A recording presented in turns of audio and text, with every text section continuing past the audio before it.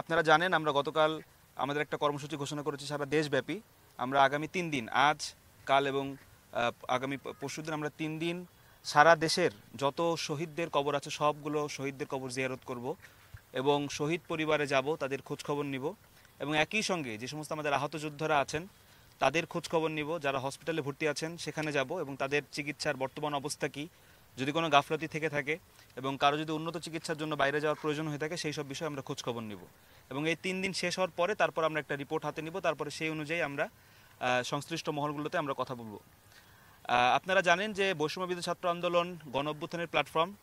এই অভ্যুত্থানের প্ল্যাটফর্মেই 2024 সালে জুলাই আগস্ট মাসে গণ অভ্যুত্থান সংগঠিত হয়েছে এবং স্বৈরাচারী শাসক শেখ হাসিনা পালিয়ে যেতে বাধ্য হয়েছে। কিন্তু শেখ হাসিনা পালিয়ে গেলেও এই ফ্যাসিস্ট রেজিমের অনেক দোসররাই এখনও বহাল তবিয়াতে আছে। আমরা এই গণ অভ্যুত্থানের ভ্যানগার্ড হিসাবে এবং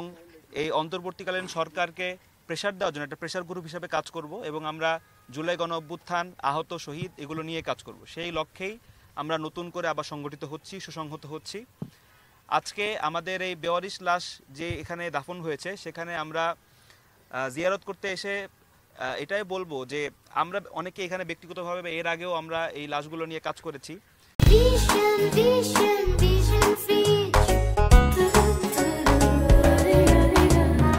কিন্তু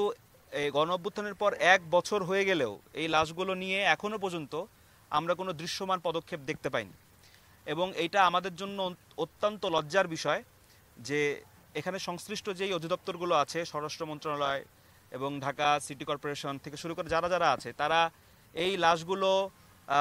এখান থেকে লাশগুলো উত্তোলন করে এগুলোর ময়নাতদন্ত করে ডিএনএ ম্যাচ করে তাদের স্বজনদের কাছে ফিরিয়ে দেওয়ার কোনো দৃশ্যমান পদক্ষেপ এখন পর্যন্ত হয় নাই।